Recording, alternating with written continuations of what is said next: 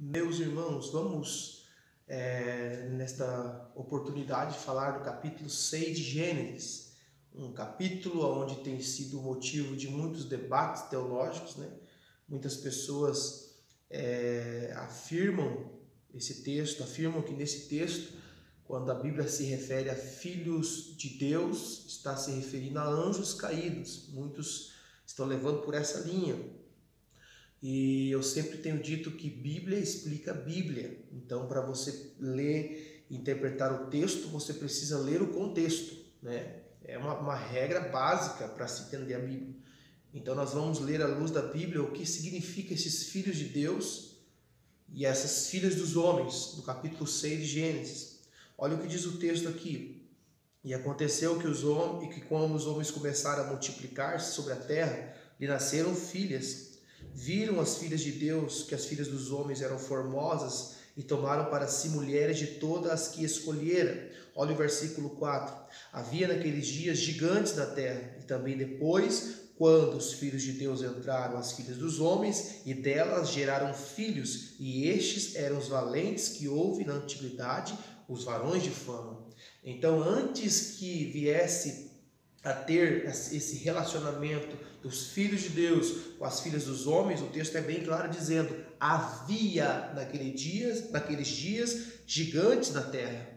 E aí, ponto e vírgula. E também depois que os filhos de Deus entraram, as filhas dos homens, nasceram filhos, e estes eram valentes. Então, deixando bem claro que já havia gigantes. O gigante aqui não foi o resultado da união de filhos de Deus com os filhos dos homens. Não, já havia. Então, e deixando bem claro também que os gigantes daquela época não eram homens de 20, 30 metros, como a mitologia fala, né? As pessoas inventam, né? Não, eram homens maiores do que o tamanho atual, o tamanho normal hoje. Então vamos para o texto. Olha o que diz o texto a partir do capítulo 4 e o versículo 17 de Gênesis. O escritor Moisés traz aqui um paralelo entre duas gerações. Olha no capítulo de número 4 e o versículo de número 17. Olha o que diz. E conheceu Caim sua mulher, e ela concebeu e teve a Enoque. E ele edificou a cidade, chamou o nome da cidade pelo nome do seu filho. E Enoque nasceu Irade. Ou seja, do capítulo 4 ao capítulo 4, versículo 17, Moisés está dando um paralelo dos filhos de Caim. Ou seja, ele está levando a linhagem de Caim. Caim gerou a Enoque, Enoque gerou a Irade, e você vai lendo ali do capítulo 4, versículo 17. Ele está levando por uma linha, os filhos de Caim. Porém, olha o capítulo de número 4 e o versículo de número 25. Levou o paralelo de Caim, a linhagem de Caim. Olha o 25. E tornou Adão a conhecer sua mulher, e ela teve um filho, e chamou o seu nome Sete, porque disse ela: Deus me deu outra semente em lugar de Abel, porquanto Caim o matou. E a Sete também nasceu um filho, e chamou o seu nome Enos. Então se começou a invocar o nome do Senhor. Então está levando o paralelo da genealogia de Caim. Agora no versículo de 25 vai falar sobre Sete, né? o filho de Adão. E a Sete, diz a Bíblia, que também gerou a Enos, e naquele tempo, quando Enos nasceu, nesse tempo diz a Bíblia que começou a invocar o nome do Senhor. Então, meu irmão, tem duas linhas aqui, duas genealogias, de Caim e de Sete. De Caim e de Sete. E aí a Bíblia vai falar-nos sobre a genealogia no capítulo 5. Então, nós pegamos o capítulo 4, vamos para o capítulo 5, antes de chegar no capítulo 6. E quando chegamos, quando comenta sobre a genealogia no capítulo 5, é que vai chegar no texto que está em debate. Então, o escritor está sendo claro, está trazendo que essas duas linhas, essas duas genealogias, tanto de Caim como de Sete, que no capítulo 6 vão se associar, que vão se unir.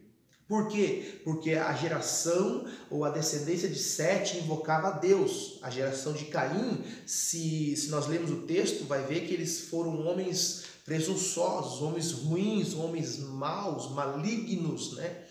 Então no capítulo 6, você vê que a Bíblia diz o quê? Que os filhos de Deus olharam para filhas dos homens e viram que elas eram bonitas. Ou seja, os filhos de Sete, que eram os filhos de Deus, que invocavam o nome de Deus aqui, olharam para as filhas de Caim, né, para a geração de Caim, para as filhas de Caim, olharam e viram que elas eram formosas. É aqui que entra o contexto. Por quê, irmão? Porque já no capítulo de número 6 e para frente vai falar o quê? Que Deus ele vai destruir a terra, porque não havia justo. Então, até no capítulo 5 adiante, os filhos de Sete invocam ao Senhor. Mas chega no capítulo 6, que eles olham para as filhas dos homens e eles tomam para si, como diz o texto, eles tomam para si mulheres formosas de todas as que escolheram. Ou seja, há uma junção aqui dos filhos de Sete com os filhos de Caim. E é isto que o texto está dizendo. Irmão, por que nós temos essa certeza em afirmar isso? Porque anjos são seres assexuados.